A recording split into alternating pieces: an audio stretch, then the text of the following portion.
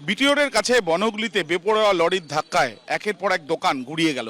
আমরা ঠিক যেখানে দাঁড়িয়ে রয়েছি দেখা যাচ্ছে যেখানে বালি পড়ে রয়েছে, এই বালি বোঝাই যে লরি, সেই লরি বিটিওরের ওপর দিয়ে যাচ্ছিল এবং ঠিক তখনই দেখা যাচ্ছে যে এই বিটি রোডের ঠিক পাশে বনগুলির মুখে সেখানে একের পর এক এই যে দোকান, কোনোটা চায়ের দোকান, কোনোটা স্টেশনারি বা কোনোটা এখানে জানা যাচ্ছে যে ফুলের দোকান এবং একাধিক দোকান এখানে রয়েছে, প্রায় 5টি বা তারও বেশি দোকান যেগুলো সম্পূর্ণভাবে ক্ষতিগ্রস্ত হয়েছে।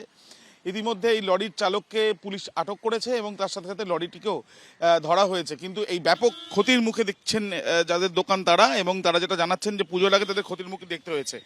বেশ কয়েকটি দোকান, সেই দোকানের যারা রয়েছেন যাদের দোকান, তারা যেটা চাইছেন তারা ক্ষতিপূরণ চাইছেন এবং তাদের যেটা বক্তব্য যে গতকাল রাত্রিবেলায় যখন ঘটনা ঘটে তখন কেউ ছিলেন না, কিন্তু যেভাবে ক্ষয়ক্ষতি হয়েছে পুজোর আগে কিন্তু তাদের ব্যাপক সমস্যার সম্মুখীন হতে হয়েছে। ক্যামেরায় অভিজিৎ দত্তর সাথে আবির দত্ত, এবিপি আনন্দ।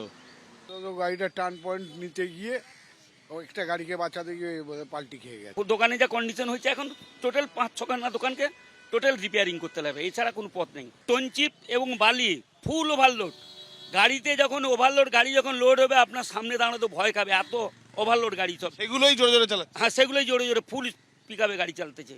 এসব রোডে কিন্তু এত ওভারলোড গাড়ি চলার কোনো কারণ নেই। আর এই রাস্তাটার অবস্থা খুবই খারাপ ছিল, এই হালে একটুখানি ঠিক করেছে। আর এই রাস্তার অবস্থা ভালোও নয়, কতদিন ধরে এই রাস্তা কোনো রিপেয়ারিং হচ্ছে না। আমরা চাইছি যত শিগগিরই সম্ভব এই বালিটা সরাক এবং আমাদের ক্ষতিপূরণটা যাতে দিক। আমরা গরিব মানুষ করে খাই।